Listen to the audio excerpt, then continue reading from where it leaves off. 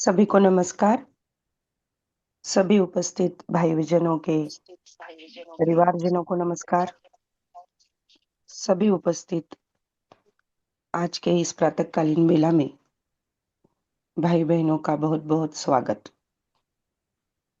बाबा जी के प्रति असीम कृतज्ञता, माता जी को वंदन, योगेश भैया जी को प्रणाम, भैया जी के प्रति बहुत-बहुत कृतज्ञता। आज के इस सत्र में हम बाबा जी के जन्मदिन के अवसर पर विशेष सत्र का आयोजन किया है आज से।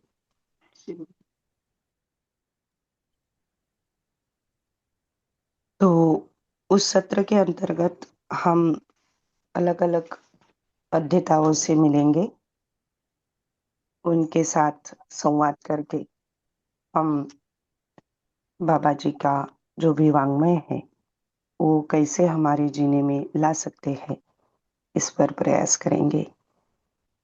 समझने के बाद जीने में आता ही है, तो समझने के लिए इस प्रकार के कार्यक्रम का आयोजन 10 वर्षीय ऑनलाइन पठन सत्र में पिछले साल भी हमने किया था। एक बार मैं आज के कार्यक्रम का जो भी प्रयास है, जो रमाशंकर भैया जी ने रखा है हमारे सामने, उसका बहुत-बहुत स्वागत करती हूँ और बताना चाहती हूँ कि रमाशंकर भैया देवघर से एक मिनट छोड़ दिए हैं अलगले कहीं हम जैसे देखे। सॉरी। रमाशंकर भैया जी ने ये 5 दिवसीय अनुभव प्रेरणा उत्सव 15 से 19 जनवरी तक आयोजित किया है। हम सभी उपस्थित भाई-बहनों ने उस कार्यक्रम में सहभाग लेकर जितना हो सके उसका हमारे अध्ययन में कैसे हम फ़ायदा कर लें, इस पर हम प्रयासरत रहेंगे। मध्यस्थ दर्शन अनुसंधान का जो स्वरूप है, जिसमें अस्तित्व सह-अस्तित्व रूप में नित्य वर्तमान है। अस्तित्व स्थिर, विकास एवं जागृति निश्चित है। जीव चेतना से मानव चेतना में संक्रमण, जागृत मानव प्रमाण, परिवारमूलक स्वराज्य व्यवस्था। ये अनुसंधान का जो स्वरूप है, बाबा जी ने हमारे सामने रखा है। उसी से संबंधित हम इस सत्र में जो बाबा जी का वाङ्मय है, वो समझने का प्रयास करेंगे। 15 जनवरी मतलब आज हमारे साथ श्री प्रेम सिंह भैया जी रहेंगे। 16 जनवरी को श्रीमती अनीता शाह दीदी जी रहेंगे। 17 जनवरी को राकेश गुप्ता जी, 18 जनवरी को रविकांत भैया जी और 19 जनवरी को श्री महेंद्र भैया जी रहेंगे। तो इस कार्यक्रम को आज हम शुरू करते हैं वंदना गीत के साथ। मैं मीनल दीदी को निमंत्रित करती हूँ वंदना गीत या प्रेरणादायी गीत रखने के लिए। मीनल दीदी छिंदवाड़ा से। जी, नमस्ते दीदी, सभी को नमस्ते। जी, बाबा जी और माता जी के प्रति बहुत कृतज्ञता आती है और आप सभी के प्रति भी कि मुझे ये जागृति पथ पे आप सभी मिलके बहुत प्रयास कर रहे हैं ले जाने के लिए। तो आप सभी को वंदन और आपके प्रति कृतज्ञता। जी, मैं अपनी गीत को रखती हूँ दीदी। जी।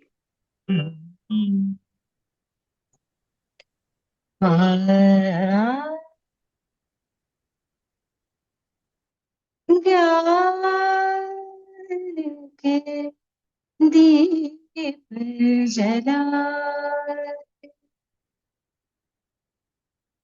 आशा की झिलमिल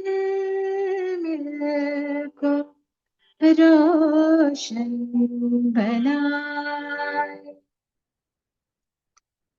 ऊंचे उठे और छू ले गगन को,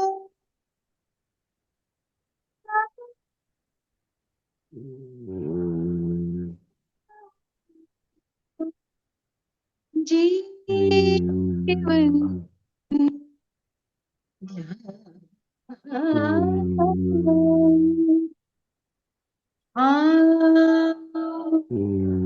ज्ञान दी चला। दीदी आवाज कट रही है। सुन लो दिशा, आ रही दीदी अभी? नहीं, थोड़ा ठीक कर लीजिएगा। सुन लो दिशा बुलाने लगी, हवाएं नए राग गाने लगी है। आ,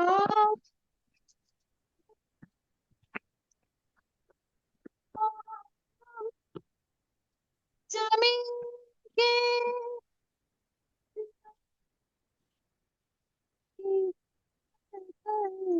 से पल पल सजाए, आओ ज्ञान के दीप जलाए,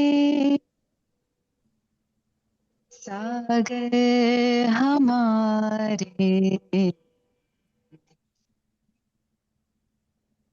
आए, हमारे इरादों में आए, मन में हमारे ज्ञानोदय हो, जहाँ से भी गुजरे उजाले रचा लाए, आओ ज्ञान के दीप जलाए,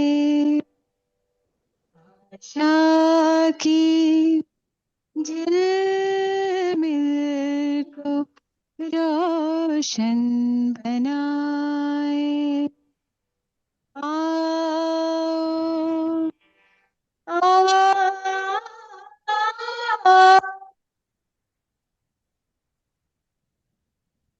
सभी को धन्यवाद दीदी। किसी से भी उन्नति और जागृति के लिए प्राप्त प्रेरणा और सहायता की स्वीकृति ही कृतज्ञता है एवं उसकी अस्वीकृति ही कृतज्ञता है।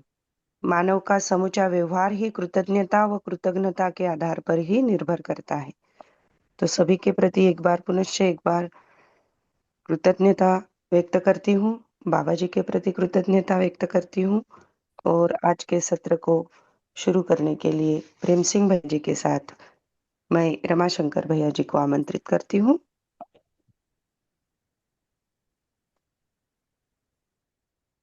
धन्यवाद दीदी।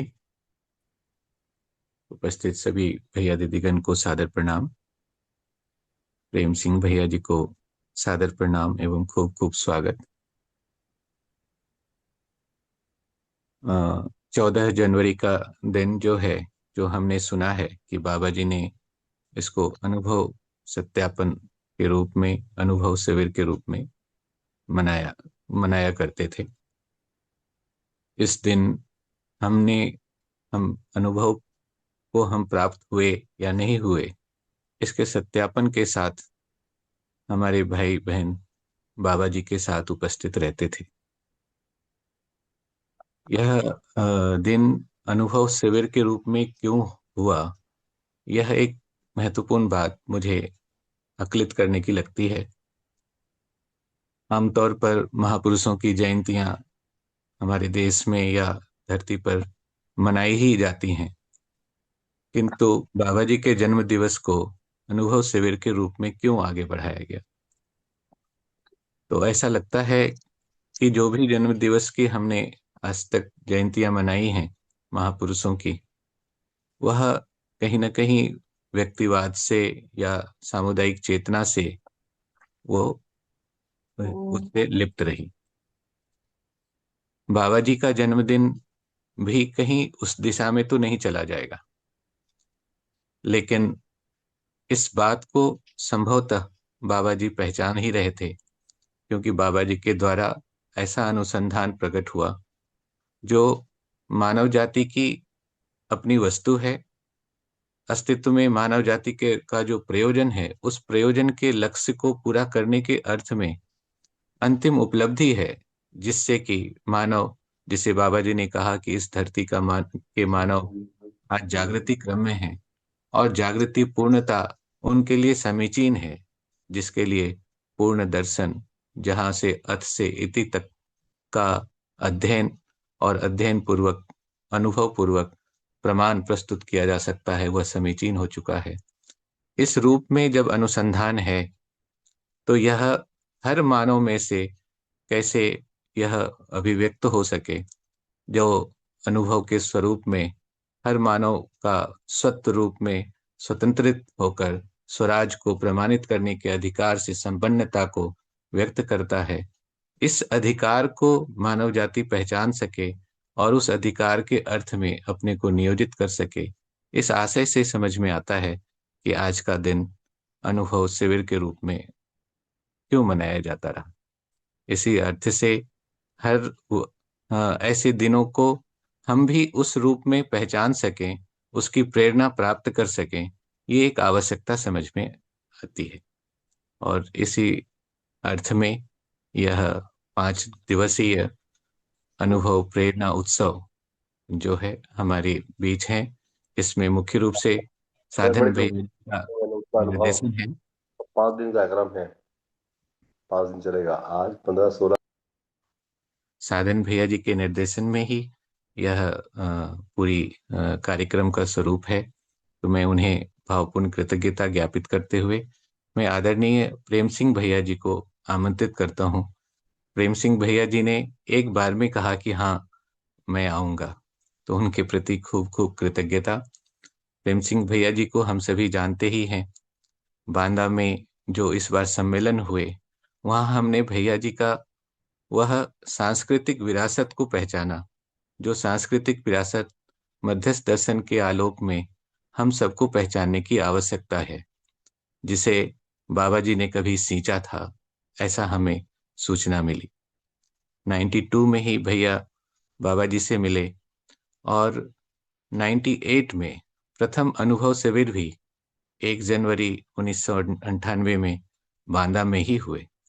और आज जिस प्रकार से भैया जी आवर्तनशील खेती को लेकर वहाँ ग्राम स्वराज्य को विकसित कर पाने में एक महत्वपूर्ण उपलब्धि पाई है, वह बिल्कुल दर्शनीय है और प्रेरणादायी भी है, जिसे हमने वहां पर आने के बाद इस सम्मेलन में पहचाना था।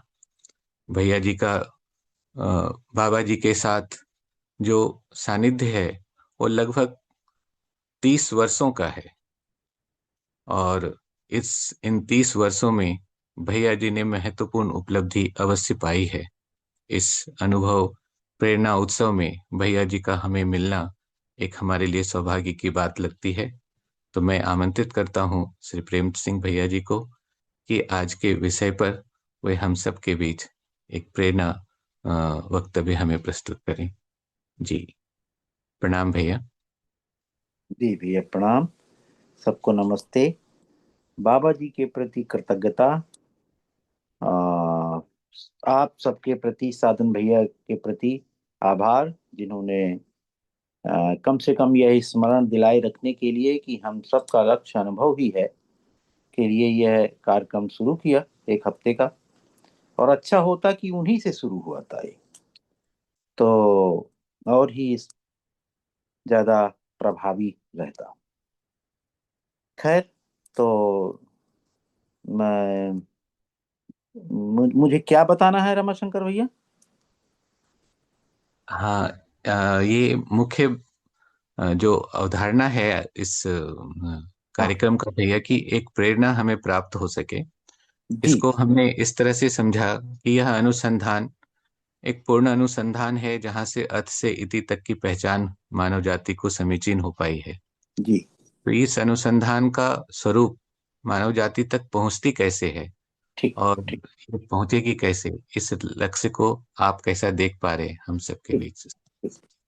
तो मैं सबसे पहले तो इस बात को इस रूप में पहचान पाया कि यह विश्व का ऐसा दर्शन अवतरित हो गया है जिसमें मनुष्य को एक मानकर, मानव जाति को एक मानकर कोई दार्शनिक अवधारणा आई है। इसके पहले जितनी दार्शनिक अवधारणाएं हैं, मार्क्स के पहले तक की सभी अवधारणाओं का लक्ष्य जो तत्कालीन सामाजिक परिस्थितियां थीं, जो सूचनाएं थीं, पूरे विश्व भर की सीमित सूचनाएं थीं, उन सीमित सूचनाओं में मनुष्य कैसे पार पाए। तो कोई ईश्वर की उपलब्धि, कोई समाधि की उपलब्धि।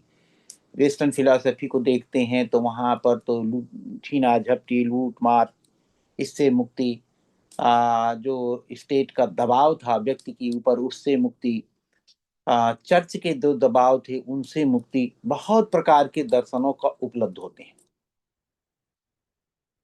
पूरी दुनिया को लूटने के बाद जब यूरोप के में इंडस्ट्रियल रिवॉल्यूशन शुरू हुआ, उसके बाद जो एक नई परिस्थिति पूरी दुनिया में जन्म ली, उसमें एक मार्क्स नाम का व्यक्ति आया। और मार्क्स ने पहली बार मानव दर्शन को बहुत बड़े आयाम से जोड़ा, दर्शन को इतिहास से जोड़ा, दर्शन को विज्ञान से जोड़ा। डायलेक्टिक मैटेरियलिज्म ही उस दर्शन का बेसिक बना, जो विज्ञान का भी आधार है। और राजनीति शास्त्र से भी उसको जोड़ा, अर्थशास्त्र से भी उसको जोड़ा।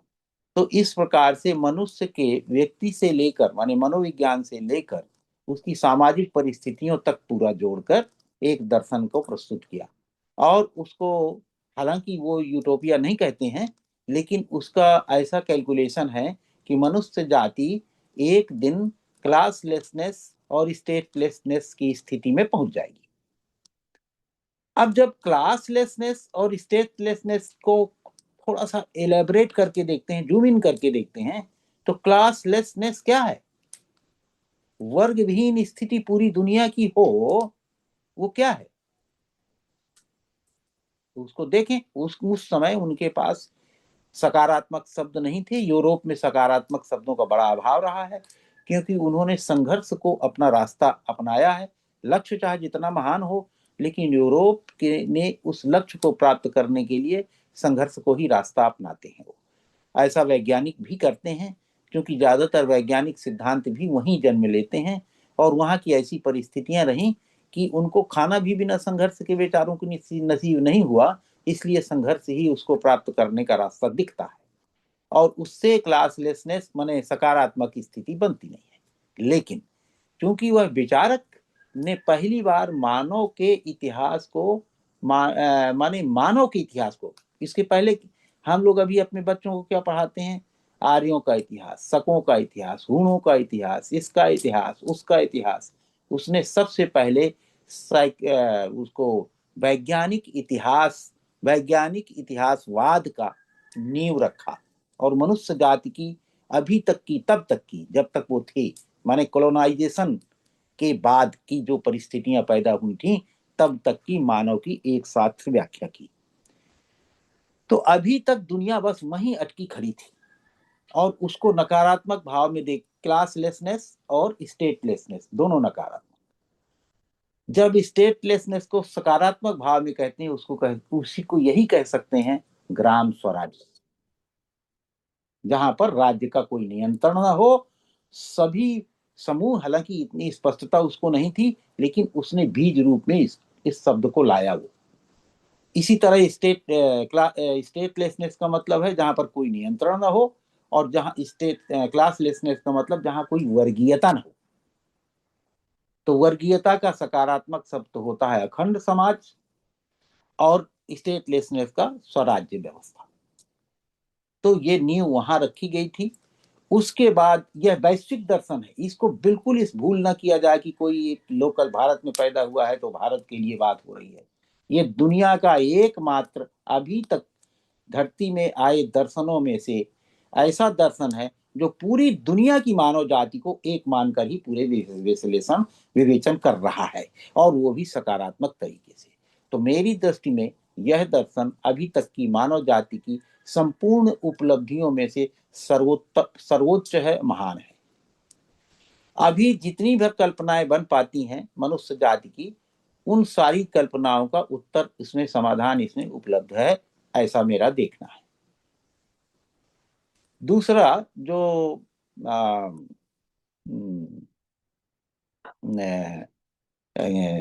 ये हम लोगों की कमी हो सकती है कि हम उसको अपनी संकीर्णताओं से, अपनी माने संकीर्ण दृष्टियों की वजह से उसको एलैबोरेट नहीं कर पा रहे हैं, या हमारे अंदर कॉलोनी की वजह से, कॉलोनिज्म की वजह से, कॉलोनी के पहले भी हम बड़ी कॉलोनी रहे हैं। हम इस देश में कुछ माने 70-80% लोगों को तो तुम ये नहीं कर सकते, तुम ये नहीं कर सकता, वर्ण व्यवस्था में इतना मनोवैज्ञानिक रूप से उनको तोड़ चुके हैं कि अभी 2-3 पीढ़ी तो हमें उससे उबरने में लगे, अभी भी नहीं उबर पाए हैं, जबकि हमारे संविधान ने स्वीकार लिया है कि हम सब बराबर हैं। अभी भी गांव में मैं देखता हूँ ये औरतों की नाकें चढ़ जाती हैं अमुक जाति की औरतों को देखकर, अमुक जाति के व्यक्तियों को देखकर कुछ लोगों की नाक भाव चढ़ जाते हैं। तो अभी हम खड़े वहीं पर हैं, कॉलोनी वाली मानसिकता में, क्योंकि हमारे यहाँ पूरी दुनिया में कॉलोनी आई अंग्रेजों के बाद, हमारे यहाँ कॉलोनी आ गई ईसा पूर्व की शताब्दियों में वर्ण व्यवस्था के साथ में। तो हम उनसे ज्यादा जकड़े हुए लोग हैं, तो हम अपने देश की पूरी प्रतिभा का सदुपयोग नहीं कर पा रहे हैं। कुछ लोग तो उसी से संघर्ष करते रहते हैं, कुछ सुपीरियरिटी कॉम्प्लेक्सिटी से, कुछ इंफीरियरिटी कॉम्प्लेक्सिटी से। तो इस तरह से हम अपने में ही उलझ के रह गए, हम यहाँ खड़े हैं। तो ये हमारी अपनी कमी है कि इस वैश्विक दर्शन को पाने के बाद भी हमारे अंदर का आत्मबल नहीं काम कर रहा है। हम अभी उपदेश देते हैं, इसको लेकर उपदेश नहीं देना है भैया, रचनाएं करनी है। अभी हम वैश्विक समाज शास्त्र नहीं बना पाए हैं, अभी हम वैश्विक अर्थशास्त्र नहीं बना पाए हैं, अभी उसी संकीर्ण लोगों के द्वारा बनाए अर्थशास्त्र, समाजशास्त्र और राजनीति शास्त्र का प्रयोग पूरी दुनिया कर रही है। हालांकि विज्ञान और चिकित्सा शिक्षा यह वैश्विक बन चुकी है। अभी हमारा काम है इन सारी शिक्षाओं को वैश्विक बनाना। अभी हम उन कुत्ते बिल्लियों का ही इतिहास पढ़ाते हैं क्लास दर क्लास, उन अमानवीयता के लूटने वाले लोगों का इतिहास, हिटलर को, इसको उसको, इनमें आदर्श ढूंढते हैं। तेरा ये राजा तेरा, वो राजा मेरा, इसमें आदर्श ढूंढते हैं अभी। तो जो इस तरह की माने हमारा ध्यान ही नहीं है कि हम अपने बच्चों को कितनी गंदगी से भर देते हैं और फिर उनसे उम्मीद करते हैं कि ये विश्व गुरु बनेंगे। तो अभी हम अपना इतिहास नहीं लिख पाए हैं, ये हमारी आज की जरूरत है। और यह हमको इतना अच्छा प्लेटफॉर्म मिल गया है जो हमें इस बात के लिए देखने के लिए दृष्टि प्रदान करता है कि पूरी मानव जाति एक है, पूरी धरती एक है। इस आधार पर जितनी सामाजिक, आर्थिक, राजनैतिक, मनोवैज्ञानिक, दार्शनिक रचनाएं की जाएंगी वही मानव के लिए है। अभी तक के लिए मानव के लिए नहीं थी, वो कन्फ्लिक्टेड मानव के लिए थी। मैं कुछ लोगों को देखता हूं उसमें तालमेल बिठाते रहते हैं। अरे भैया समीक्षा करिए। अभी एक नई किताब आई है, अब देखिए जो भी मानव जाति को एक मानकर जितनी रचनाएं की जाती हैं उसका परिणाम, ये अभी सेपियंस नाम की एक किताब आई, क्या शानदार उसने विश्लेषण किया है। अभी एक नई किताब लिख दी, नेक्सस। तो ये जो सूचना है हमारे पास, इस सूचना को यदि हम विश्वव्यापी बना भर दें तो इतने मात्र से क्या होने वाला है। तो ऐसे आदिम युग से लेकर अभी तक सूचनाओं की वजह से मनुष्य जाति के व्यवहार में, उसके सामाजिक आचरण में, उसके आर्थिक आचरण में, उसके नैतिक आचरण में, उसको मनोवैज्ञानिक आचरण में कितना प्रभाव पड़ता है, इस बात को उसने दर्शाया है ऐतिहासिक क्रम में प्रमाणों के सहित। उनको पता ही नहीं है कि हमारे पास इतनी शानदार एक चीज आ चुकी है, हम नहीं बता पा रहे हैं दुनिया को कि इतनी शानदार चीज आ रही है जिसमें सुई रखने की गुंजाइश नहीं है। तार्किक रूप से, व्यवहारिक रूप से, दोनों रूप से यह एकदम से परिपक्व एक चिंतन आ चुका है धरातल में। एक तो इस रूप में देखता हूं। दूसरा मैं ये देखता हूं कि पूरी दुनिया जागृति पूरा सह अस्तित्व के रूप में है। अभी तक के दर्शनों का अधूरापन यह था कि इसको अलग अलग रूप में व्याख्या करने की कोशिश की, जो असफल रहे। ईश्वर की अलग प्रकार से व्याख्या, अगर वो समझदार और नासमझ के बीच में जीवन के उपलब्धियों की अलग प्रकार से व्याख्या और संसार की अलग प्रकार से व्याख्या करते रहे। यह दर्शन पहली बार हमें एक कंपैक्ट रूप में बताता है ये ऐसा ही था, ऐसा ही है और ऐसा ही रहेगा। मनुष्य उसमें श्रेष्ठतम, मनुष्य की जो बुद्धि नाम की मन वृत्ति चित्त बुद्धि और आत्मा का संयुक्त रूप है, यह इस धरती की सबसे सूक्ष्मतम जड़ चैतन्यात्मक इकाई है। और बुद्धि यदि शुद्ध हुई और इसको संपूर्णता के साथ में देख पाई अपनी संकीर्णताओं के आधार पर, मन भी एक यंत्र है, वृत्ति भी एक यंत्र है, चित्त भी एक यंत्र है, बुद्धि भी एक यंत्र है, और आत्मा के रूप में हम सदा सदा परमात्मा के साथ में या सत्ता के साथ में संपृक्त हैं ही। उस स्थिति का जो संकेत आता है बुद्धि में, वो आता ही तब है जब हमारा मन वृत्ति चित्त बुद्धि इतने पवित्र हो जाते हैं कि वह उसके साथ हम खड़े नहीं होते हैं, वो सूचना मात्र का स्रोत बन जाते हैं। तो जब हम पूरी धरती को एक देख पाते हैं तो हम सब किसी न किसी एक पोजीशन में होते हैं, तो इसमें भगने का कोई गुंजाइश नहीं है। तो कोई परिवार स्तर माने मन के स्तर पर, कोई वृत्ति के स्तर माने परिवार के स्तर पर अंतर विरोध है, कहीं पर चित्त के स्तर पर समाज में, जिस समाज में रहता है, चित्त माने समाज, वृत्ति माने परिवार, मन माने स्वयं के विचारों का अंतर विरोध। इन सारे इंतर विरोधों का समन करके हम जब बुद्धि स्तर पर पूरी मानव जाति और धरती में के रूप में देखते हैं तो यह सब समित हो जाते हैं और निरंतरता के और तारतम्यता में दिखाई देने लगते हैं। तो हम सब कहीं ना कहीं खड़े हैं, तो हमें यहाँ से यहाँ तक की यात्रा करनी है। इसी को अनुक्रम से प्राप्त जानकारी की बात है। तो अनुभव का मतलब है इस पूरे संसार में, इस पूरे ब्रह्मांड में, या पूरे इस कम से कम इस धरती में को हम एक दृष्टि से देख पाए और अपनी पोजीशनिंग से वहां पर पहुंच पाए, किसी को छोड़े बगैर। तो हम सब में से कोई परिवार स्तर पर, कोई समाज स्तर पर अपना लगे ही पड़े हैं, तो उसको प्रयोजन के अर्थों में सजाना यही काम है, यही अनुभव का प्रमाण है। कोई परिवार स्तर पर जूझ रहा है, कोई समाज स्तर पर जूझ रहा है, ये सबके प्रति शुभकामनाएं। और यही अनुभव का प्रमाण है कि कम से कम वो अनुभव के लिए यात्रा कर रहे हैं और उसके अपने स्तर होते हैं। पहले सूचना होती है, फिर उसके प्रति जिज्ञासा होती है, जिज्ञासा जब परिपक्व होती है तब जाके अनुभव माने आभास प्रतीति और अनुभव की तरफ की संपूर्ण यात्रा हो पाती है। तो उस यात्रा में सब लोग लगे हैं।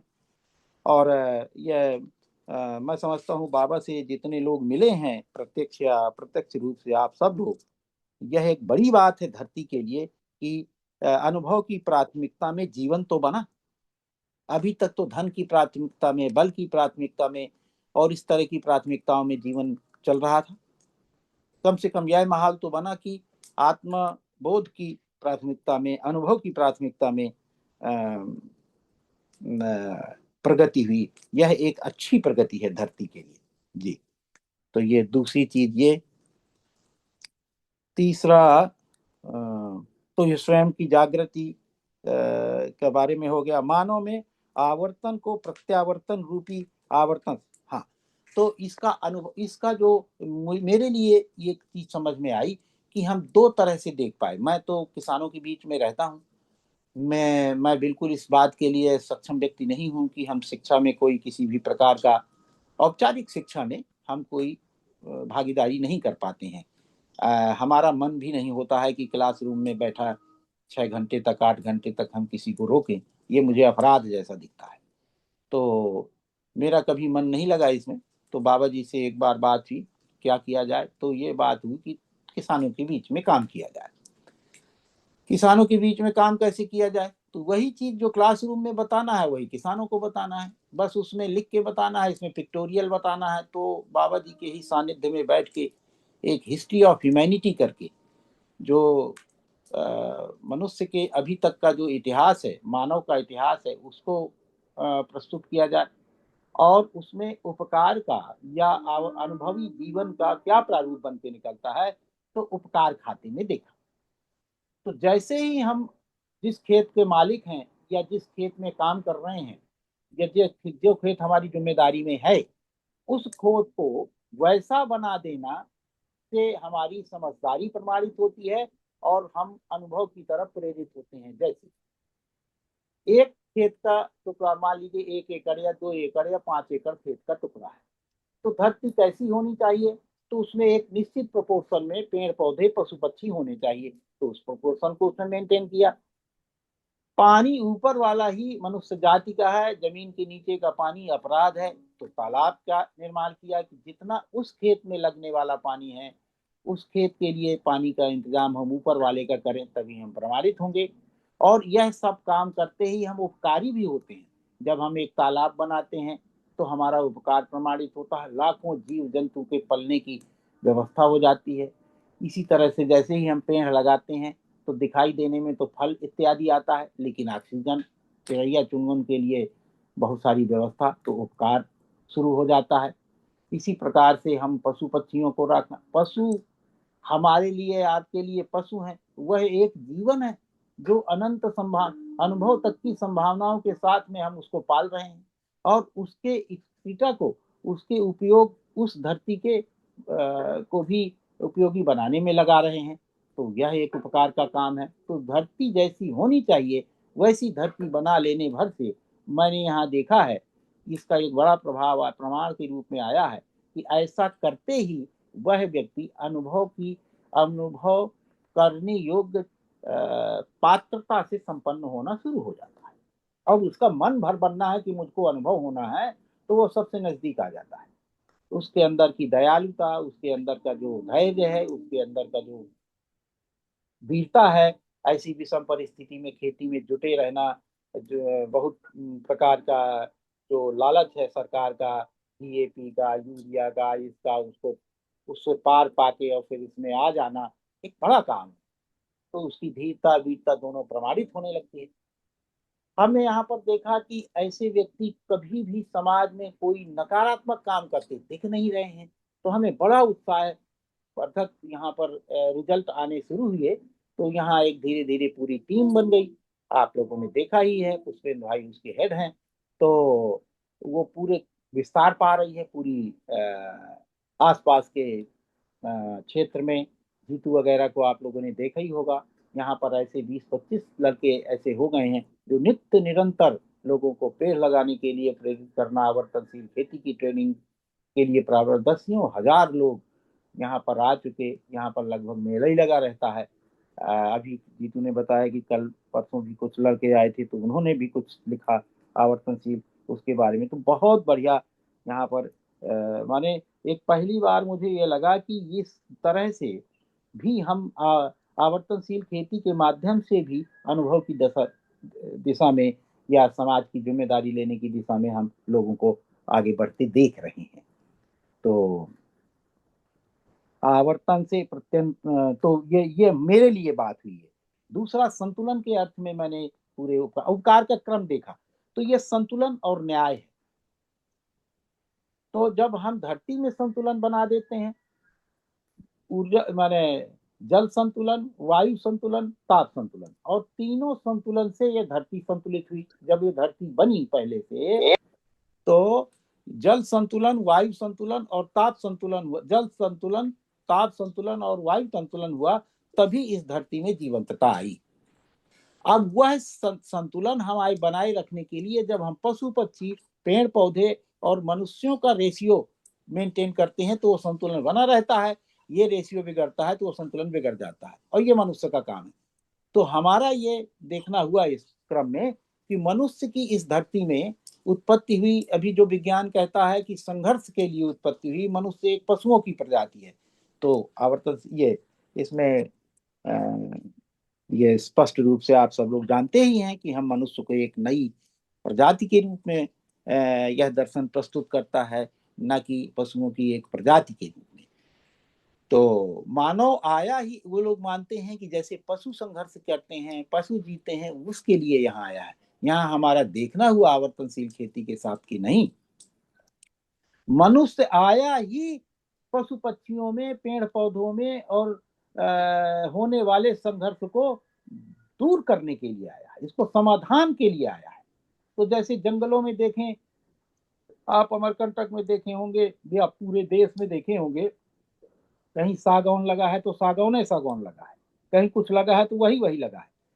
तो कैसे उसमें छाया भी नहीं जाती, उसमें कोई जीव जंतु भी नहीं पल पाते, कोई दूसरे पेड़ पौधे भी नहीं हो पाते। अब जब उस जगह नाश होगा उनका, तब जाके कोई दूसरे जीव जंतु पल पाएंगे या दूसरे पेड़ पौधे हो पाएंगे। तो मनुष्य आया है कि उनके बीच की निश्चित दूरी को मेंटेन कर, पेड़ों की निश्चित दूरी को मेंटेन कर दे, ताकि वह अपना आपस का संघर्ष उनका समाप्त हो जाए और ज्यादा उपयोगी हो जाए धरती के लिए, दूसरे जीव जंतुओं के लिए भी सहयोगी हो जाए। इसी तरह पशु पक्षी एक दूसरे को खाए पिए जा रहे हैं। तो मनुष्य का काम ये इसलिए आया है कि इनके स्वभाव का अध्ययन करे और इनके बीच की एक दूसरे को समाप्त न कर दें, एक दूसरे को संतुलन को ध्यान में रखते हुए उसकी व्यवस्था करने के लिए ही आया है। और मनुष्य अपने बीच में भी अखंडता को अर्थात पूरी मानव जाति को एक मानकर सभी सामाजिक, आर्थिक और राजनैतिक रचनाएं करने के लिए आया है। अपनी स्वास्थ्य प्रणाली, शिक्षा प्रणाली को वैश्विक बनाने के लिए आया है, ताकि मानव एक साथ रह सकें, यही करने के लिए आया है। ये मेरी यहाँ पहली बार पकड़ में आई बात, इसको करते हुए। तो जो सर्वाइवल ऑफ द फिटेस्ट वाला एकदम झूठा है, ये हम व्यवस्था के लिए ही मानव इस धरती में आए हैं। तो इसमें जो इससे हमें पता चला कि उपकार का तो पहले जल संतुलन, वायु संतुलन और ताप संतुलन को पूरा करते हैं। और इसी तरह शरीर भी चलता है, वात, पित्त और कफ के संतुलन से चलता है। जिस प्रकार से शरीर चलता है उसी प्रकार से धरती चलती है। अब जैसे वात, पित्त, कफ को कैसे संतुलित रखते हैं, वैसे धरती को संतुलित रखना है। हमें उन चीजों की पहचान करनी है जिन चीजों से ये तीनों संतुलन बने रहते हैं, उसको पहचानना है। फिर ऊर्जा संतुलन और उर्वरता संतुलन। यदि उर्वरता संतुलन को पा गए हम, तो पूरी धरती में मानव जाति और पशु पक्षी सब संतुलन की अवस्था में सदा सदा के लिए बने रह सकते हैं। यही स्वर्गीयता है।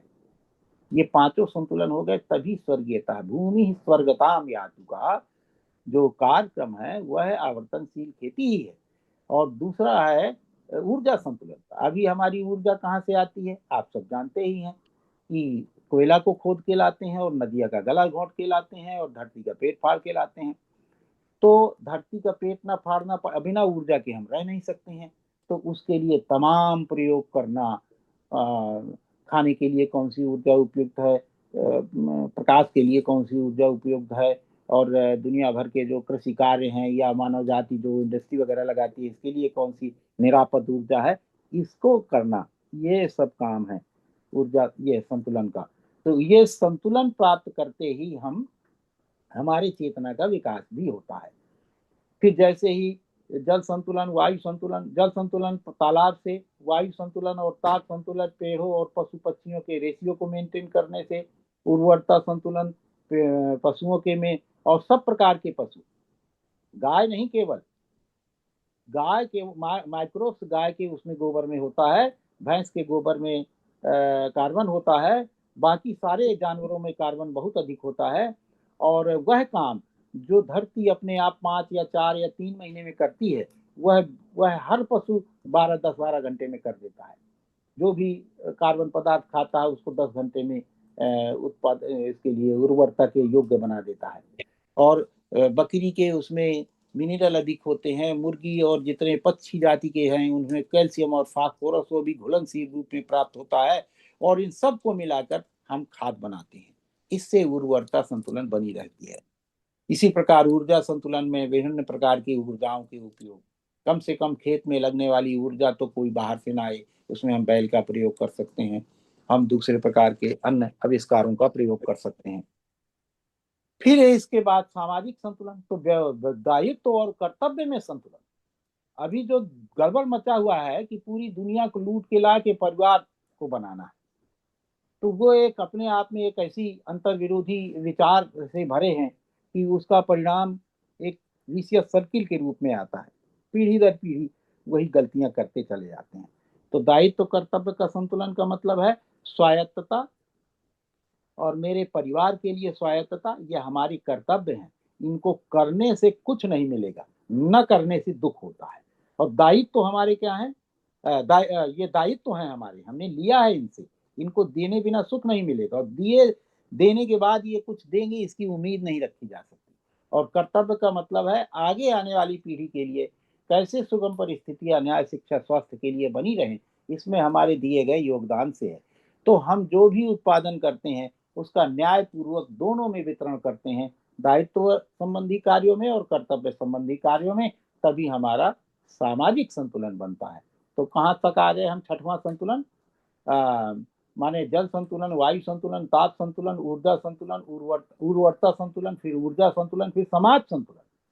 दायित्व कर्तव्य के संतुलन को बनाए रखने से, जो हम उत्पादन करते हैं उसका न्यायपूर्वक वितरण करने से, इधर कमाल उधर करने से ये कभी नहीं होना है, और इसका एक विशियस सर्किल में फंसे रहेंगे। हम सहअस्तित्व को बुद्धू नहीं बना सकते हैं, किसी दूसरे के पैसे से दान करके हम बड़े हो जाएं और वो तृप्ति मिल जाए, नहीं होगा। अपने खून पसीने से जो कमाया जाता है उसके सदुपयोग से, उसका सदुपयोग कहाँ है? दायित्वों और कर्तव्यों में। तो दायित्व और कर्तव्य का भी संतुलन बना के रखना है कि आगे की पीढ़ी के लिए कैसा हो और वर्तमान के लिए। और फिर आखिरी संतुलन है व्यवस्था संतुलन। तो 7 संतुलनों में पूरे अनुभव की यात्रा है। व्यवस्था संतुलन का मतलब हमारे दिमाग में हर दम के लिए एक चित्र बैठ जाए, 10 सोपानीय परिवार व्यवस्था, अखंड समाज सार्वभौम व्यवस्था, कितने और हम किस सोपान में खड़े हैं, वहां से कैसे यात्रा करनी है, यही अनुभव है। ये मेरी समझ में आया। तो संतुलन और न्याय से प्रैक्टिकल स्वरूप जो निकल के आया अनुभव का, प्रामाणिकता का, वो मेरी ये पकड़ में आया। और कितना समय हो गया? है भैया, अभी समय है। समय है ना? हाँ, 5:43 हुए। 5:43। तो मेरा मतलब ये था कि इसमें अगर प्रश्नोत्तर का भी समय रहता तो मुझे भी अच्छा लगता कि मैंने जो बताया वो किसी की पकड़ में भी आया, और कि नहीं आया तो उसका 10 मिनट का समय रख लीजिए, जी बिल्कुल भैया। है ना?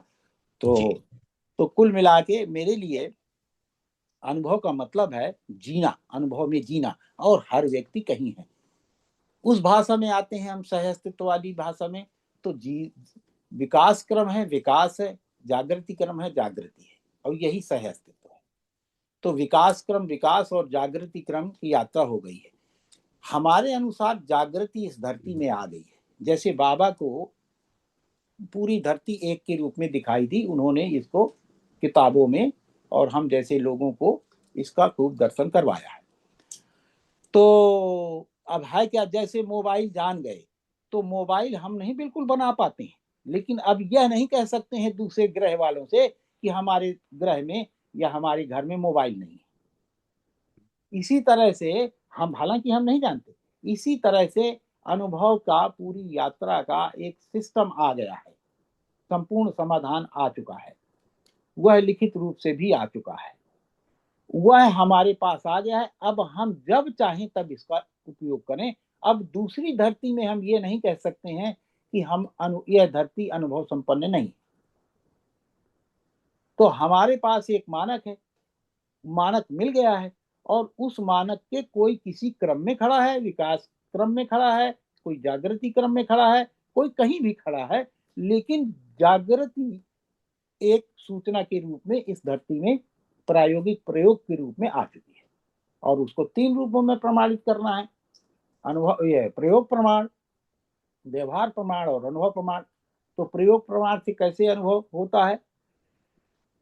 जैसे ही हम कुशलता, निपुणता, पांडित्य से हमारी स्वायत्तता आती है, यही हमारे अनुभव का पहला प्रमाण आता है। हम दूसरे की रोटी की तरफ देखना बंद कर देते हैं, जैसे ही हमारे मन के अंदर तक के किसी जगह नहीं रह जाती है दूसरे के रोटी को तरफ देखने का, वो पहला प्रमाण है। उसके लिए कैसे आता है? कुशलता से। कुशलता का मतलब क्या है? हम जहां हैं वहां अच्छे से कैसे रह सकते हैं, बाजार का ध्यान आए बिना उन्हीं वस्तुओं से सारी चीजों को तैयार कर लेना, माने कुशलता है। हम जंगल में हैं, उसी लकड़ी से क्या बना सकते हैं, बना के अपना आराम से रह रहे हैं बिना किसी तुलनात्मक अध्ययन के। मैंने बाबा को वो देखा है, उस माने किराए का भी मकान था लेकिन गरिमा में कोई कमी नहीं थी। हम लोगों के पास तो जाने कितने कितने मकान है और अपनेपन का भाव नहीं आता।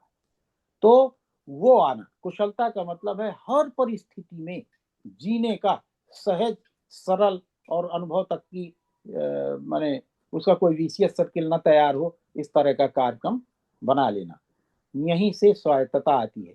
स्वायत्तता से स्वतंत्रता, स्वायत्तता के बिना स्वतंत्रता, स्वायत्तता का मतलब है खाने पीने में, पहनने ओढ़ने में, मकान आदि में पराश्रितता करना रह जाना, ठीक है ना। तो स्वायत्तता से स्वतंत्रता आती है, स्वतंत्रता के बाद स्वराज आता है। स्वराज ऑटोमेटिक है, स्वतंत्रता के लिए प्रयास करना है।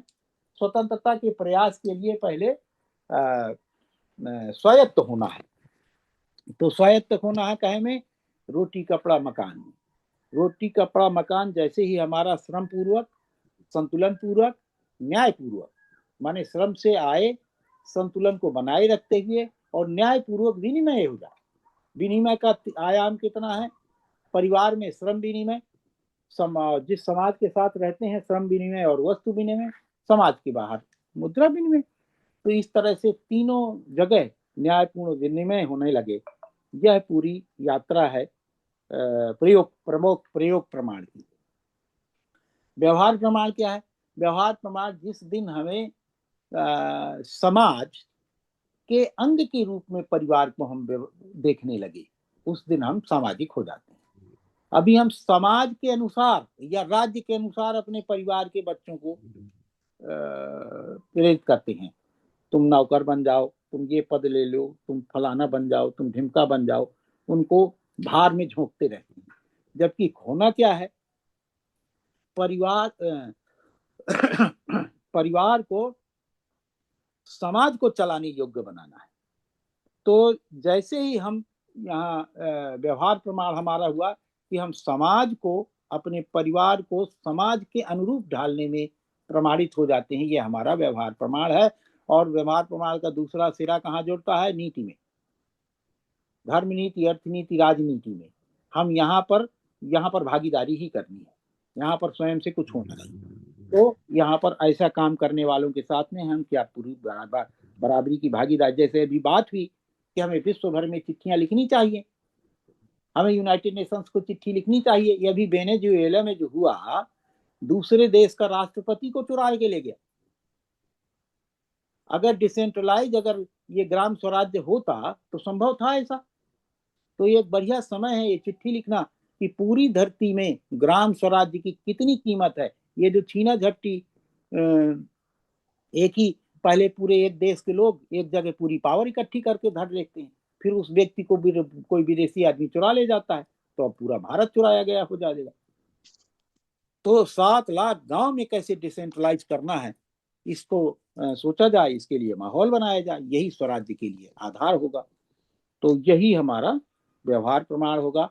और तीसरा है अनुभव प्रमाण। अनुभव प्रमाण का मतलब हमारे संपर्क में आने वाले व्यक्तियों के चित्त में ऑटोमेटिक अखंडता और सार्वभौमता और सार्वजनिकता, ये 3 स्वभाव अगर झलकते हैं तो यही अनुभव प्रमाण है। जी भैया, धन्यवाद।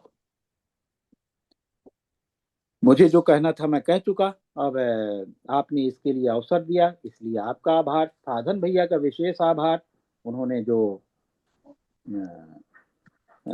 इस तरह का एक 7 दिन का जो कोर्स रखा है, ये बहुत बढ़िया, अच्छा लगा। ये लोग बात बताएं कौन कहाँ है। और ये इसलिए बताना जरूरी है, ये बात कई बार बाबा से हुई है कि बाबा कहते थे अभी तक सत्य के ज्ञाता को चुप रहने के लिए प्रेरणा थी कि ज्यों गोंगे का गुड़, जो गण क्या है वो कुछ ऐसे करते हैं कि जो कहता है वो जानता नहीं है, जो जानता है वो कहता नहीं है। तो इस परिस्थिति से निकालने के लिए बाबा ने कहा कि बांस में सत्य को बांस में चढ़ के चिल्लाना चाहिए। तो अभी दूसरा दूसरे को प्रमाणित करता था, तो बाबा ने कहा ये व्यवस्था ठीक नहीं है, इसमें फिर वही मठ और मेरा गुरु शिष्य ये सब शुरू हो जाता है। स्वयं से अपनी अनुभव को बताएं और इसी से उनको तृप्ति भी होगी। तो एक नई प्रथा, हालांकि उनके जीते जी यह नहीं हो पाया, ये हम सबका मेरा अपने आप को भी उस कैटेगरी में मैं रखता हूँ, अपराधी की कैटेगरी में रखता हूँ कि मैं उनके जीते जी हम लोग में हम कोई भी उनके बगल में बैठ के नहीं कह पाए कि बाबा हम पूर्ण समाधानित हैं और हम जी पा रहे हैं। तो ये एक दुख की बात रही। दो चीजें उनको देखना रह गया, एक ग्राम स्वराज्य का मॉडल और एक ये कि कोई उनके जीते जी इस बात को घोषणा कर देता कि मेरी समझ में आ गई। हालांकि एक बार की बात है, मैंने उनसे पूछ लिया, दो बातें बताता हूँ उसमें। एक बार मैंने पूछ लिया कि बाबा मैं अपना मूल्यांकन करता हूँ तो मैं पाता हूँ कि मेरी तो क्षमता नहीं थी आपको पहचानने की, आपने ही हमको घसीटा। तो एकदम से बिफर के बोले वो कि कहाँ मिला रे, सबको तैयार करना था। अर्थात कोई उस लेवल का आदमी नहीं मिला जिस लेवल का आदमी वो ढूंढ रहे थे कि जो विश्व में इस बात को पूरी दमदार तरीके से पहुंचा सके कि एक समाधान आ गया है। तो वो जहां थे उनकी करुणा की वजह से जैसे मैं अपनी बात बताता हूँ कि मैं जहां था इतनी नीची नकारात्मक जगह में था, उसको निखार निखार के धीरे धीरे अपने बगल में बैठालने योग्य बनाया। तो ये उनकी करुणा की वजह से हो पाया, हमारी नहीं। तो एक बार उन्होंने ये दुख व्यक्त किया। दूसरी बात एक जो कि अगर स्वयं से नहीं घोषणा की जाएगी तो ये तो क्रम ही नहीं बनेगा कभी। जो जानेगा वो चुप हो जाएगा।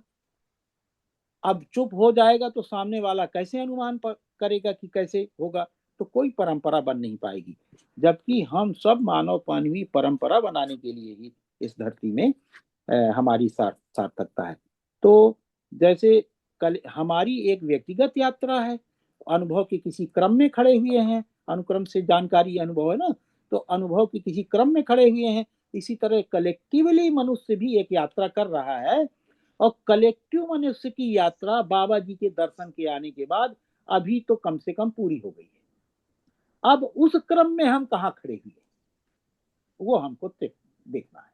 बाकी जो खोजें हैं, बाकी जो चीजें हैं पूरी दुनिया की, वो कैसे उस क्रम में बनाकर पेश करना है, ये हमारा अपना है। हम सबका सम्मान करते हैं। जिसने भी मनुष्य जाति को एक और धरती को एक मानकर जो भी रचनाएं पूरी दुनिया में की हैं, वो निश्चित रूप से कोई ना कोई उपयोगी हैं। लेकिन किस क्रम में, अनुक्रम में कहां पर खड़ी हैं, इसको जांचना, उसको वहां पर पेश करना, यही अनुभव का प्रमाण है। जी बहुत ही सुंदर भैया, आपका खूब खूब आभार। 17वें अध्याय में भैया इस बात को काफी बढ़िया से मुझे समझ में आया, जिसमें बाबा जी ने जो अल्प जागृत, अर्ध जागृत, जागृत, पूर्ण जागृत को कैटेगराइज किया और ये बताया कि इस धरती पर आज जो मानव की स्थिति है वो जागृति क्रम में इस रूप में है कि वृत्ति के आश्रय में मन, चित्त के आश्रय में वृत्ति, बुद्धि के आश्रय में चित्त, इस प्रकार की स्थिति है। और ये जो साविपरीतता है उसके उसको अनुसंग एक अनुक्रम में होने के अर्थ में क्या करना होगा, तो अनुसंधान हुआ और दूसरी विधि उन्होंने बताई, अध्ययन विधि। अनुसंधान को उन्होंने प्रकट किया और अध्ययन विधि हमारे लिए उपलब्ध कर दिया। जब अध्ययन विधि को देखते हैं तो उसमें मात्र 2 ही लाइन लिखी, एक तो न्यायपूर्ण व्यवहार का अनुसरण करना और दूसरा समाधान पूर्ण विचार में प्रवृत्त होना रहना। ये 2 ही लाइन से अध्ययन विधि को कैसे बताया जा रहा है, एक प्रकार से देखने की आवश्यकता समझ में आती है। आमतौर पर जब अनुभव की बात होती है तो हमें लगता है ये स्वांतः सुखाय का कोई मुद्दा है और हम कहीं ना कहीं उस दिशा में भी चले जाते हैं। जब व्यवहार की बात होती है तो हमें लगता है कोई समाज सुधार का कोई कार्यक्रम है और हम उस दिशा में चले जाते हैं। मध्यस्थ दर्शन में इन दोनों के विकल्प में बात आई है, और उस बात को हमें उसी प्रकार से पहचानने और समझने की आवश्यकता है। तभी अनुभव प्रमाण रूपी प्रमाण, जहाँ से व्यवहार और प्रयोग प्रमाण की परंपरा मानव जाति में सहअस्तित्व रूपी प्रमाण के रूप में देखा जा सकता है। तो इन बातों को कैसे समझा जाए, देखा जाए, उसे आज हमने आपकी बातों से पहचानने का प्रयास किया। जिस प्रकार से आपने सारी बातों को उस स्थूलता से सूक्ष्मता तक हमें पहचान कराई, ये बहुत ही महत्वपूर्ण बात लगती है कि हम अनुभव जैसे बड़े शब्द को हम उस व्यवहारिकता के साथ पहचान पाए, जहाँ से यह विकसित होता है और जहाँ ये जाकर पूर्ण भी होता है। तो आपकी बातों से हमें हमने बहुत कुछ पहचानने का प्रयास किया है, ऐसा हमें समझ में आता है भैया। मैं आपके अनुसार ही मैं एक बार सभा से आमंत्रित करता हूँ कि किन्हीं का कोई प्रश्न हो तो कृपया अभी भैया के साथ रखें। भैया, एक संदीप प्रकाश जी हैं, इन्होंने एक प्रश्न रखा है, क्या कृषि कार्य के बगैर अनुभव की दिशा में गति नहीं है? तो भैया बिल्कुल हम ये नहीं कह रहे हैं, हम ये कह रहे हैं अनुभव का प्रमाण भी कृषि कार्य है और कृषि कार्य से अनुभव हो सकता है। इन दोनों को कॉम्बिनेशन का काम हमारा है। दरअसल बात यह है कि अनुभव का पहला ही प्रमाण स्वायत्तता है। अगर हमारी रोटी किसी और के इशारे से चलती है तो स्वतंत्रता और स्वराज्य उसके लिए दूर की बात है, अर्थात अनुभव दूर की बात है। ये बात निश्चित है, इसको इधर उधर किया ना जाए। अब उसे रही बात कृषि कार्य की, तो कृषि कार्य की जगह उत्पादन कार्य कर लीजिए, और उत्पादन कृत कार्य अनुमोदित विधि से कहीं पर भी हम संपर्क संबंध में हो सकते हैं। हमारे पास खेत नहीं है, हमारे आसपास किसान होंगे या हमारे ग्रुप में कोई होंगे, उनके साथ में अपने घरेलू रिश्ते बना के हम उसको पूरा कर सकते हैं, या उसका तरीका निकालना मनुष्य जाति का काम है। लेकिन यह बिल्कुल संभव नहीं है कि हमारी रोटी दूसरे से चलती हो और हम माने स्वायत्त नहीं हो और स्वतंत्र हो जाए। जी भैया।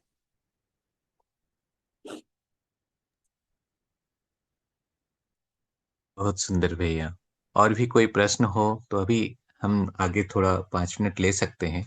सभा से अनुरोध है कि कोई प्रश्न हो तो रखें। नमस्ते भैया, सबको नमस्ते। एक्चुअली अभी अभी जो भैया जी ने बोला, तो शहरों में मैं देखती हूँ कि इस तरह से जो उत्पादन कार्य है, कृषि से जुड़े कार्य हैं, उसमें आ, सहभागिता मतलब सहयोग नहीं हो पाता है, क्योंकि दूर दूर तक खेत जो हैं वो, अब मैं गुरुग्राम में रहती हूँ जैसे, तो देखते हैं कि बहुत ज्यादा मतलब आईटी सेक्टर होने से दिल्ली एनसीआर जैसे एरिया में बहुत आईटी सेक्टर्स आसपास, तो सारी जमीनें जो हैं लगभग बिकती सी जा रही हैं और बड़ी बड़ी बिल्डिंग्स खड़ी हो रही हैं। ऐसे में फ्यूचर में मैं देख पा रही हूँ कि फूड क्राइसिस तो आने वाला है। तो जो मतलब इसमें फिर क्या किया जाए? दीदी, इसका साफ साफ जवाब है कि जैसे हम कोई जहाज बनाते हैं, रेलगाड़ी बनाते हैं या बस बनाते हैं, तो एक इमरजेंसी गेट भी रखते हैं। तो जिसको अनुमान हो गया है कि फूड क्राइसिस हो रही है, मैं तो शहरों के इस रूप में देखता हूँ कि मानवता की क्राइसिस होने वाली है, तो उनको अपना एग्जिट गेट बना लेना चाहिए। किसी आसपास के किसी गांव में किसी किसान से पैसा नहीं है, तो किसान के साथ में गोद ले सकते हैं, किसान को किसान के साथ जुड़कर उसके साथ उसकी मदद कर सकते हैं जिसको वो कमी महसूस करता है, और हम उसके खेती को प्राकृतिक बनाने में, खाद बनाने में, पेड़ लगाने में, तालाब खोदने में उसकी मदद कर सकते हैं। तो कोई ना कोई कार्यक्रम बनाना पड़ेगा, रोने धोने से तो कोई काम चलने वाला नहीं, ये तो हो ही रहा है। तो जिस तेजी से वो हो रहा है, कम से कम क्षीण गति से हम भी वापस आए, तो शहर खाली होंगे तभी मानवता बचेगी। तो हम यहाँ लगे हुए हैं दीदी इसके लिए। हमारे आसपास बहुत सारे लोग छोड़ छोड़ के नोएडा और ये सब वापस आ रहे हैं। तो ऐसा ही देखा जाए, उसको कभी मानवीय हो जाना है, ये कल्पना छोड़ दी जाए। जी। कोई आशा रानी जी हैं, उनका हैंड रेज है। जी जी, मैं ये पूछ रही हूँ भैया जी, बहुत बहुत आभार आपका। और हम आपको फ्यूचर में फिर से सुनना चाहेंगे भैया जी। आज आपका, आपने जो हिस्ट्री की बात करके और एक एक मुद्दे को लेके जो बात की है, तो एक बार जो मतलब सुनने से पूरा नहीं मानस में बैठता है, जी तो एक बार फिर से इसकी रिकॉर्डिंग भी सुनना चाहेंगे हम। और जी को भी रमाशंकर भैया जी, आपसे निवेदन है कि भैया जी को फिर से आमंत्रित किया जाए, और ताकि हम और भी मुद्दों पर ध्यान दे। जैसे आज गया हमारा ध्यान, ऐसे ही फ्यूचर में और भी मुद्दों पर ध्यान जाएगा, तो हमें बड़ी स्पष्टता मिलेगी। जी। बहुत आभार भैया जी। जगदीश जी का कोई हैंड रेज है? नमस्ते भैया। नमस्ते। मैं आपको मिलने बांदा भी आया था, बहुत ही अच्छा लगा आपका आयोजन, और जी आपके विचार भी बहुत ही ऊंचे हैं। मेरा एक सीधा क्वेश्चन है। आपने एक एग्जाम्पल दिया मेटाफोर के जैसा कि अभी ये धरती पे मोबाइल आ गया, इसका मतलब हम ये नहीं बोल सकते हैं कि हमें मोबाइल के बारे में जानकारी नहीं है, अगर किसी और ग्रह गोल की बात करेंगे तो मेरा प्रश्न ऐसा बन रहा है भैया, मोबाइल का पेनिट्रेशन जो 50 साल में हुआ है, लगभग हर देश हर गांव तक आ गया है, लेकिन ये जो विद्या का क्यों नहीं हुआ है, ऐसा एक अनुमान की बात आई थी। लेकिन एक बात है, आपने 7 लाख गांव की भी बात कर दी, और यहाँ इतना दर्शन आने के 40 साल बाद एक आदर्श गांव बना है, और ये 7 लाख गांव तक जाने में कितना टाइम लगेगा, और ये अगर विद्या के माध्यम से जाएगा तो कितना टाइम लगेगा, कार्य रूप में जाने के लिए कितना टाइम रहेगा, एक क्वेश्चन। अगर हम ये आदर्श 10 सोपानी व्यवस्था नहीं ला पा रहे हैं किसी भी वजह से, और ये आदर्श गांव ही नहीं बन रहे हैं जो 7 लाख का एक बड़ा है, और हम आज की एग्जिस्टिंग जो सिस्टम्स है, जो पंचायत राज है, जो गवर्नमेंट है, इन सबको नकार देके हम अपनी एक अलग से 10 सोपानी ही लाएंगे तो होगा बोल के बोलना कहाँ तक ठीक है, और इसको सम्मिलित करते हुए जाना कहाँ तक ठीक है, और विद्या से और तेजी से जा सकते हैं ना। जी एक और आखिरी क्वेश्चन ये है कि जैसे आपने अच्छी तरीके से मोबाइल का एक एग्जांपल ले लिया, लेकिन मोबाइल बनाते कैसे हैं, और उसकी सिस्टम को वायरलेस में 2G 3G 4G 5G से कैसे बनाना, इन सब के लिए शोध कौन करेगा। तो अलग अलग मुद्दे हैं ना भैया, हम एक मुद्दे को लेके सभी के ऊपर ऐसे बोल देने से वो होगा नहीं ना भैया। ऐसा मेरा क्वेश्चन, कैसा होगा बोल के क्वेश्चन आ रहा था। जी जगदीश, देखिए, पहला क्वेश्चन तो आपका कि धरती में अगर कोई चीज आ जाती है, वो माना जाता है कि अब धीरे धीरे ये धरती में फैलेगी। कैसे फैलेगी, उसका एक सहअस्तित्ववादी क्रम है। जैसे जैसे लोगों की जिज्ञासा होगी, हर व्यक्ति जागृति क्रम में ही है, जागृति सुनिश्चित है, धरती में ये होना ही है। और उसके होने के क्रम की तेजी तब आती है जब एक एक व्यक्ति को समझ में आता है। तो पहले प्रश्न का उत्तर यह है कि ये धीरे धीरे, जैसे अभी हम लोग थोड़ी मोबाइल चलाना जान गए, मोबाइल बनाना जान गए, चलाना जान गए, इसी तरह पहले चलाना जान जाएंगे, फिर बनाना भी जान जाएंगे। उसके लिए शिक्षा व्यवस्थाएं होंगी, उसके लिए ट्रेनिंग प्रोग्राम्स होंगे। आप कहे घबरा रहे हैं, हम ही को सब थोड़ी करना है। इस धरती की हर मानव जाति को जैसे ही समझ में आ जाएगा, अपने अपने स्तर का काम करेगा। ये प्रश्न हमारे अंदर तब बनता है, इस व्यक्तिवाद की पराकाष्ठा में बैठे रहते हैं कि हम ही को करना है या किसी को करना। किसी को नहीं करना भाई, सबको होना है। तो हर व्यक्ति जिम्मेदार है। जैसे मेरी समझ में आए तो मेरा परिवार को आ गया, आपकी समझ में आप अपने परिवार को देखिए ना, फिर उसके बाद आगे बढ़िए। ऐसे दूसरा क्वेश्चन है आपका, जो ये बहुत ही जेन्युइन क्वेश्चन है, बार बार आता है कि वर्तमान तक जो, जहां तक हम सामाजिक राजनीतिक रूप से जो हमारी प्रगतियां हो गई, हमारे रहने के अभ्यास हो गए हैं, जो संविधानों को स्वीकार लिया है, जिन नियम कानून बन गए हैं, उनका क्या हो। भैया वो भी इसी क्रम में ही बन रहे हैं। आप याद करिए 1946 में आप कितने देश थे और कितने देश में संविधान थे। 1947 में कैसे 560-70 देशों का एक संविधान हो गया, कैसे 50 देशों का एक संविधान है यूएसए, कैसे 29 कुत्ते बिल्ली की तरह लड़ने वाले यूरोप से ज्यादा राक्षस इस धरती में कोई नहीं रहता। कुत्ते बिल्ली भी इससे कम लड़ते हैं जितना ये लोग लड़े हैं, और फिर भी 29 देशों की एक संसद बन गई, उनकी एक कॉमन इकोनॉमी हो गई, यूरो कहते हैं जिसको। तो हम सब पूरी दुनिया दौड़ उसी तरफ रहे कि क्या हो, कॉमन कॉन्स्टिट्यूशन की तरफ चले जा रहे हैं। कॉमन कॉन्स्टिट्यूशन का मतलब हर देश का एक ही कानून। तो बड़ा सोचें तो वहां से आएगा। तो उसका तीसरा उत्तर यह है कि कैसे होगा। हम अपने आप देखें, जितने हम पात्र होते हैं वह अवसर के रूप में हमें हरदम उपलब्ध होता है कि नहीं होता है। अपनी तैयारी करेंगे नहीं और रुक्का लिखाने चले जाएंगे। जैसे ही हम तैयारी करेंगे, आप कल्पना करके देखिए कि मैं संसद में जाऊंगा तो ये बदलूंगा, आप संसद में पहुंचेंगे, क्योंकि सहअस्तित्व में ये व्यवस्था है, जो जिसकी तैयारी करता है उसको उपलब्ध करवा देता है। तो हम केवल कोई कर दे, हम जिएंगे, इसकी वजह से ये प्रश्न आते हैं। कोई करा कराया दे दे, मैं तो बहुत बुद्धिमान आदमी हूँ, सब करा कराया दे दे तो मैं अच्छे से, मुझसे कोई अप्रसन्न नहीं रहेगा।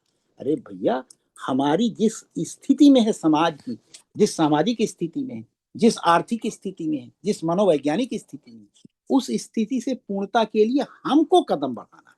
और जैसे जैसे हम पात्र होते जाते हैं, हमारे सामने अवसर आते जाते हैं।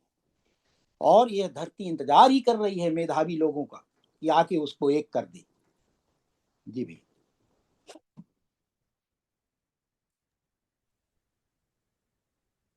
बहुत ही सुंदर भैया।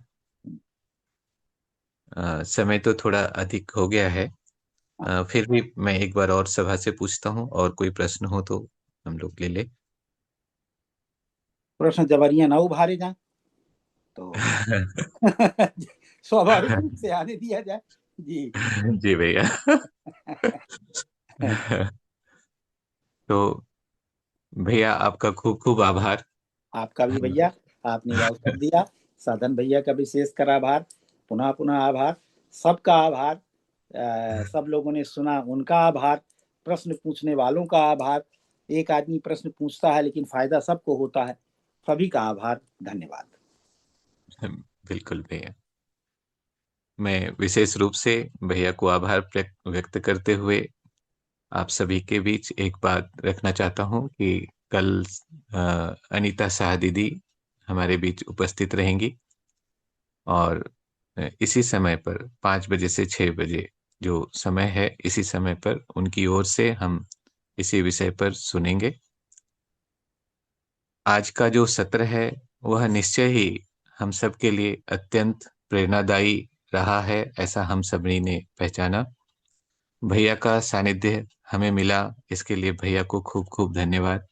हमने जो बांदा सम्मेलन में आकर भैया को महसूस किया, आज हमें उसकी एक विशेष झांकी जो है, बहुत कम समय में हमें उनसे देखने और सुनने को मिली।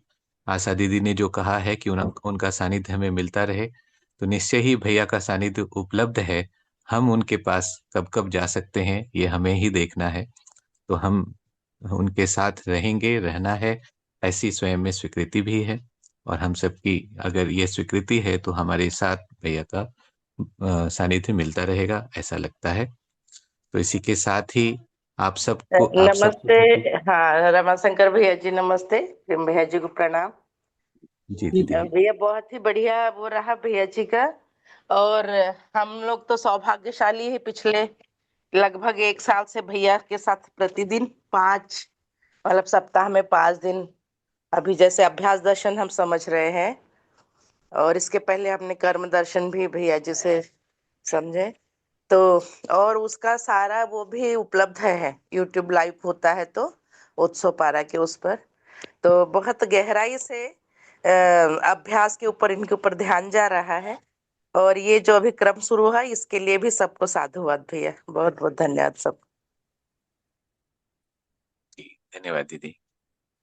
तो इसी के साथ ही समय भी हो गया है। मैं आप सभी का पुनः पुनः अभिनंदन करते हुए, बहुत बहुत धन्यवाद ज्ञापित करते हुए इस सभा को यहीं विराम देना चाहता हूं। सभी को प्रणाम, सभी को नमस्कार, भैया के प्रति खूब खूब आभार, और पूज्य बाबा जी के प्रति कृतज्ञता पूर्वक उन्हें भावपूर्ण नमन। सभी को धन्यवाद भैया जी। सभी को नमस्ते, हरि हर। हाँ।